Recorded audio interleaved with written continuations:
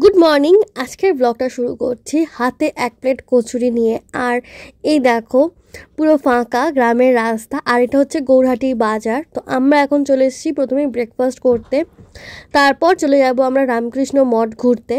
তো এই দেখো রামকৃষ্ণ মঠ গৌরহাটি লেখা। তো আজকে আমাদের মেন কাজ ছিল আমরা পুরো গৌরহাটি গ্রাম যতটা পারবো হেঁটে হেঁটে ঘুরবো।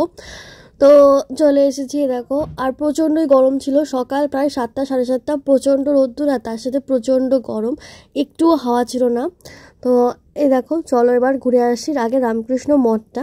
তো এরকম একটা পুকুর, সুন্দর গাছ, ফুল প্রচুর সুন্দর করে গোছানো ছিল। এই জায়গাটা পুরো পরিষ্কার ঝকঝকে, কোথাও একটুকু নোংরা ছিল না, আর সুন্দর সুন্দর ফুল গাছ লাগানো ছিল। আর এই ফুলটা দেখো কত সুন্দর, এই ফুলের রঙটা আমার এত পছন্দ হয়েছে, এত ব্রাইট লাগছিল ফুলটা দেখতে। তো এটা আমি ভালো করে জন্য ঘুরিয়ে ঘুরিয়ে ভিডিও করেছি। আর এই দেখো পুরো জায়গাটা দেখিয়ে দিই, মানে বিশাল এলাকা নিয়েই এই মঠটা করা, বুঝতেই পারছো। আর মঠের পিছনে ছিল রামকৃষ্ণ মঠের যে স্কুল সেটা, আর একটা ছিল হসপিটাল। তো এই দেখো এই হচ্ছে রামকৃষ্ণ মঠ। তো এখানে ফোন অ্যালাউ ছিল না ভেতরে, তাই জন্য বাইরে থেকেই যেটুকু পেরেছি আমি আপনাদের দেখিয়েছি। আর ভেতরে গিয়ে আমরা অনেকক্ষণ বসেছিলাম, কেউ ছিল না, খুবই শান্ত পরিবেশ ছিল আর খুব ভালোও লাগছিল। আর সত্যি বলতে আমি ভয়ঙ্করভাবে গ্রিন অবসেসড, মানে আমার সবুজ রং খুবই ভালো লাগে। আর এই রকম সবুজ সত্যিকারের গ্রাম ছাড়া এখন কোথাও দেখতেই পাওয়া যায় না। তো আমি ওই জন্য কী বলবো, ক্যামেরা ভরে আমি অনেক ফটো নিয়ে এসেছি সবার সাথে শেয়ার করার জন্য এবং নিজের জন্য অবশ্যই। তো এই দেখো পুরো সবুজ চারপাশটা, আর দারুণ লাগছিল মাঝখানে মঠটাকে। আর এই যে ওখানে ছোটো ছোটো ছাগল খেলা করছে। তো যারা গ্রামে থাকে তাদের জন্য তো এইসব দৃশ্য খুবই নর্মাল, বাট আমাদের জন্য এগুলো ছিল মানে কি বলবো, দারুণ একটা ব্যাপার। আর আমি যার বাড়ির আম জাম কাঁঠাল গরু যাই পাচ্ছি সবই ছবি তুলছিলাম, খুবই ভালো লাগছিল। তো ওরা আমাকে অবাক হয়ে হয়ে দেখছিল যে আমি কেন এরকম করছিলাম। আর তারপর ছিল এরকম বাঁশ বাগান, আর প্রচুর বাঁশ, দেখো বাঁশগুলো কীরকম হেলে হেলে পড়ে রয়েছে, দারুণ লাগছিল দেখতে এই জিনিসগুলো। আর প্রচুর মন্দির ছিল, মানে দুপা এগোতে না এগোতেই একটা করে মন্দির দেখতে পাচ্ছিলাম। এই দেখো এখানে একটা মন্দির আছে, শিব মন্দির। তো মন্দিরটা ছিল বন্ধ, তাই জন্য ভেতরে তো কিছু দেখতে পাইনি। তবে এই দেখো বাইরে থেকে দেখাচ্ছি তোমাদের মন্দিরটা, এরকম মানে বড় বড় গাছের তলায় এরকম মন্দির ছিল প্রচুর। আর এখানেই দেখা হয়েছিল এক জেঠিমার সাথে আমাদের, আর জেঠিমা আমাদেরকে তার সাথে তার বাড়ি নিয়ে গেছিলো। আর এখানে দেখাচ্ছিল যে কিভাবে চরকায় সুতো কাটা হয়। তো এইসব দৃশ্য তো সত্যি গ্রাম ছাড়া দেখাই যাবে না। আর তারপর অনেকক্ষণ তার সাথে গল্প করা হলো।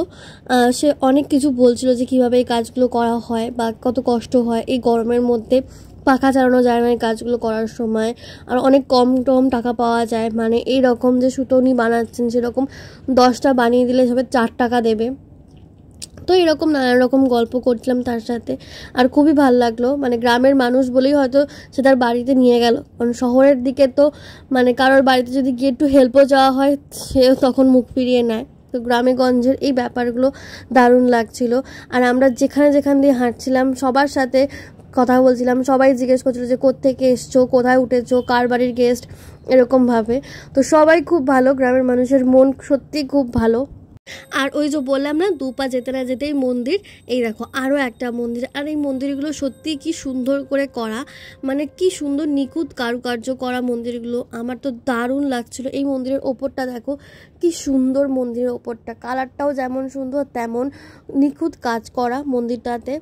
আর তারপর এই জায়গাটা দেখো দুপাশে পুকুর আর সাইডে বাঁশের গাছ, আর তার মাঝখান দিয়ে আমরা যাচ্ছিলাম, আর পুরোটাই ছিল ফাঁকা একদম, আর দারুণ লাগছিল। আর এখানে আমি নিয়ে নিয়েছিলাম একটা ফুল কুড়িয়ে, তো সেটাকে আমি আমার কানে লাগিয়ে একটুখানি পোজ করে করে দেখাচ্ছিলাম।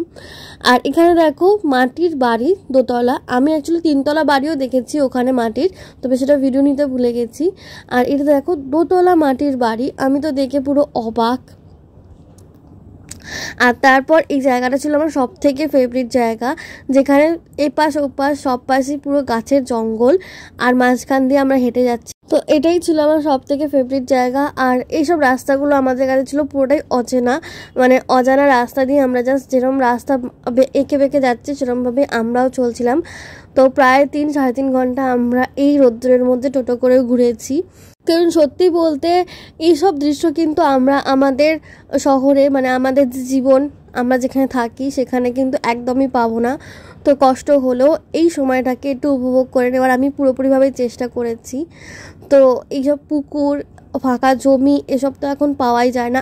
আমি তো যেখানে থাকি স্পেশালি সেখানে তো চারপাশে খালি উঁচু উঁচু বড় বড় ফ্ল্যাট। আর এখানে দেখো এক জেঠিমা তার বাছুরকে চান করাচ্ছিল। তো এই বাছুরটার বয়স ছিল 3 মাস আর জেঠিমা বাছুরটাকে চান করাচ্ছিল। তো উনিও অনেকক্ষণ দাঁড়িয়ে আমার সাথে কথা বলছিল যে আমরা কোত্থেকে এসেছি, কার বাড়িতে উঠেছি, সমস্ত কিছু। তো হয়তো আরও কিছু বছর পর গ্রামগুলো আর গ্রাম থাকবে না, গ্রামগুলোও শহর হয়ে যাবে। তো অবশ্যই আমি চাইবো যে যখন শহরের মানুষ হাঁপিয়ে উঠবে তাদের এই ব্যস্ত এই কী বলবো দূষণের পরিবেশ থেকে, তখন যেন এরকম ছোট্টখাটো গ্রাম থাকুক যেখানে আমরা গিয়ে অ্যাকচুয়ালি একটু রিলিফ নিতে পারি। আর তারপর ঘুরে ঘাড়ে আমরা লাঞ্চ করে বেরিয়ে পড়েছি। আর এবার হচ্ছে পালা বাড়ি ফেরার। আবার সেই শহরের জীবন, আবার সেই একঘেয়ে জীবন, আবার রোজ সেই 10টা-6টার ডিউটি, সব মিলিয়ে আমাদের জীবন। তো মাঝখানে 2 দিন ছিল খুবই আনন্দের। তো চলো আজকের ব্লগটা এখানেই শেষ করছি। কেমন লাগলো অবশ্যই কমেন্ট করে জানিও। টাটা।